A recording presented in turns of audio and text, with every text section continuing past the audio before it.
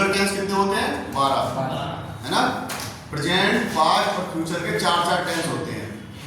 उसमें से present indefinite tense हमने पहले पढ़ा था, आज हम पढ़ रहे हैं पास्ट इंडेफिनिट टेंस। इस टेंस को दूसरे शब्दों से अगर हम बात करें तो सिंपल पास्ट टेंस भी बोलते हैं। क्या बोलते हैं? Simple past tense.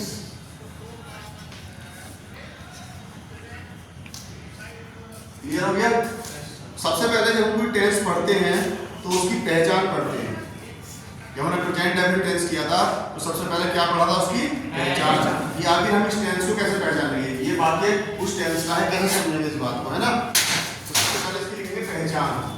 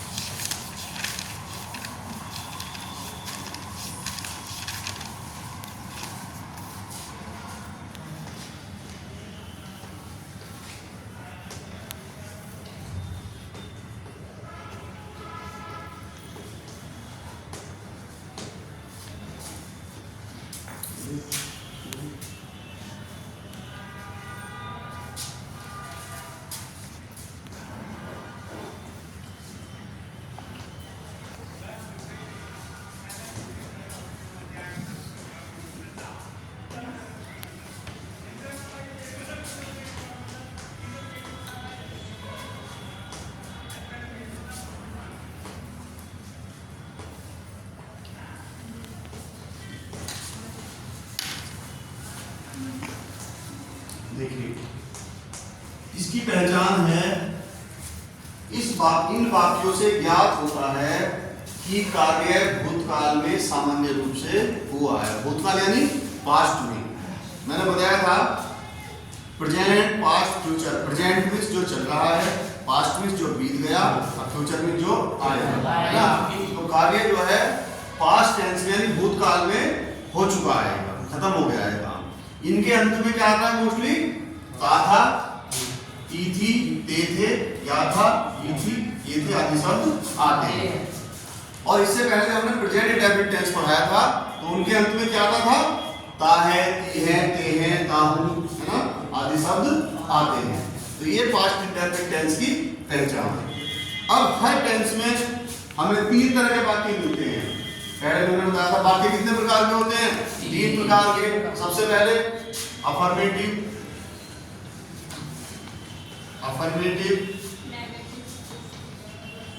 जिसको हम पॉजिटिव सेंटेंस भी बोलते हैं, ठीक है।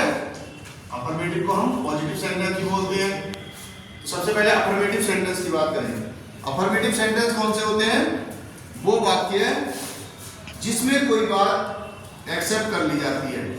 और निगेटिव कौन से होते हैं? जिसमें किसी बात को नकार दिया जाता है, नहीं का प्रयोग होता है ना। तो अफर्मेटिव और निगेटिव तो हम आसानी से समझ सकते हैं ना। तो सबसे पहले अफर्मेटिव सेंटेंस सीखेंगे कैसे बनाने हैं हमें। अफर्मेटिव सेंटेंस का उदाहरण लेंगे तो सबसे पहले जैसे मैं कल कानपुर गया था,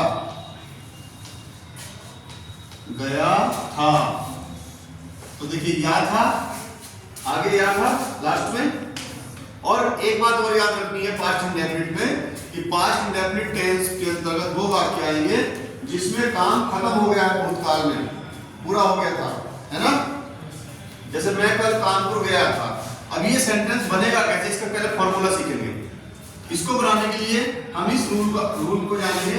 सबसे पहले आएगा सब्जेक्ट, ठीक है, फिर आएगी वर्ब की सेकंड फॉर्म और प्लस ऑब्जेक्ट, ये वाला रूल लगाएंगे।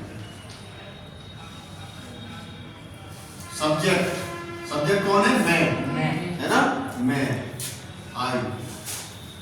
वर्ब की सेकंड फॉर्म, वर्ब कौन सी होती है, इसमें कौन सी वर्ब है इस सेंटेंस में, गया था। गया था यानी जाना, है ना, गया था का मतलब क्या है, जाना। तो जाना की फर्स्ट फॉर्म क्या है, गो, सेकंड वेंट और थर्ड गॉन। ये तीन फॉर्म होती है, तुम्हें याद करने के लिए बताएगी, गो वेंट गॉन, है ना। तो सेकंड फॉर्म कौन सी है, वेंट, हमें कौन सी लगानी है, सेकंड। तो आई वेंट, कहाँ गया था, कानपुर, टू कानपुर, ये हो गया ऑब्जेक्ट। कब गया था, कल, यस्टरडे। बीता हुआ कल कौन सा होता है, यस्टरडे, और आने वाला कल टुमारो, है ना। और हम यहाँ पर कौन से कल की बात कर रहे हैं, बीते हुए की, क्योंकि पास्ट टेंस का सेंटेंस है। तो इस प्रकार से ये वाला सेंटेंस समझ में आया। इसी तरह से और सेंटेंस देंगे, तुमने कल क्रिकेट खेला था। ये लिस्ट ये याद कर लेना जरूर है ना, खेला था, ठीक है। तो तुमने कौन हो गया, यू, सब्जेक्ट कौन हो गया, यू। वर्ब कौन सी होगी, खेलना, प्ले, प्लेड, प्लेड। तीन फॉर्म याद करनी पड़ती है, प्ले मींस खेलना, और इसकी सेकंड फॉर्म है प्लेड, और थर्ड भी है प्लेड। तो यू प्लेड क्रिकेट। कब खेला था, कल, यस्टरडे, ठीक है। इसी तरह से सेंटेंस है, राम ने रावण को मारा था। ये वाक्य हमने पहले भी कराया था, राम ने रावण को मारा था। तो सब्जेक्ट कौन है, राम, किल्ड, किल मींस मारना, सेकंड फॉर्म हो गई किल्ड, रावण। समझ में आया।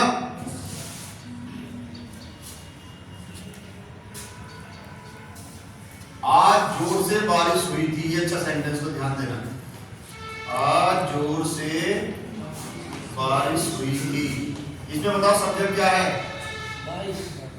सब्जेक्ट आज नहीं।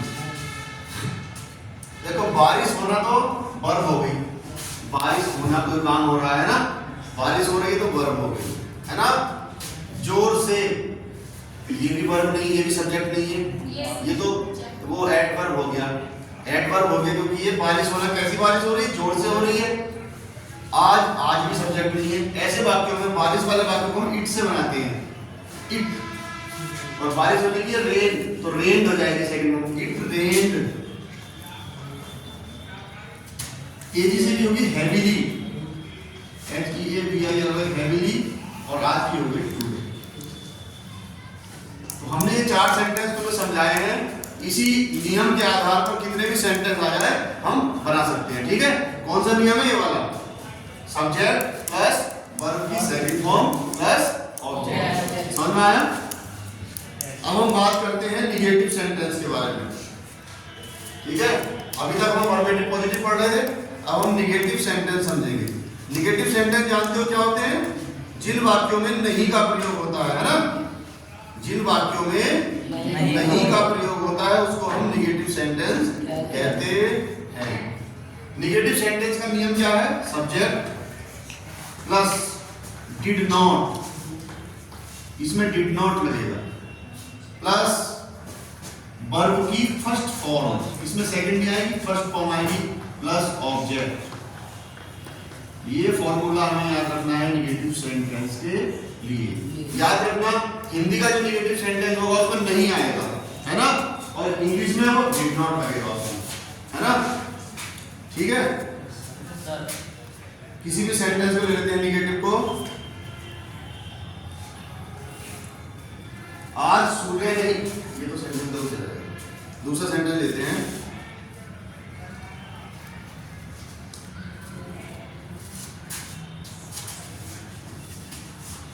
तुमने अपना कार्य नहीं किया था। तुमने अपना कार्य नहीं किया था। ठीक है, तुमने, यू सब्जेक्ट कौन है? यू। और यू के साथ क्या लगाएंगे? Did not. और वर्ब की फर्स्ट फॉर्म, वर्ब क्या है? कार्य करना। कार्य नहीं किया था, है ना? करना, कोई भी काम करना डू होता है। यू डिड नॉट डू अपना काम, योर वर्क। समझ में आया? You did not do your work, है ना?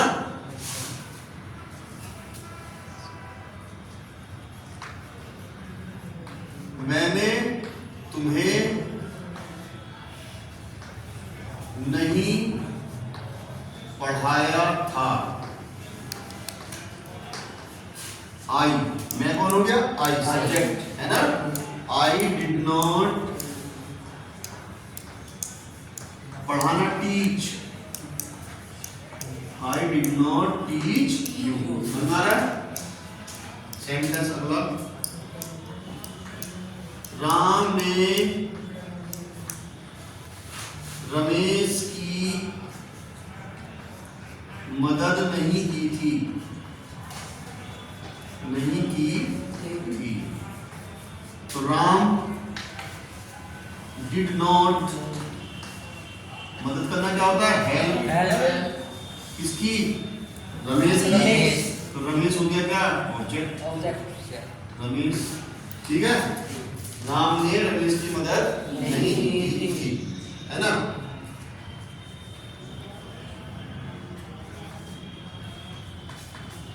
बच्चों ने, लड़कों ने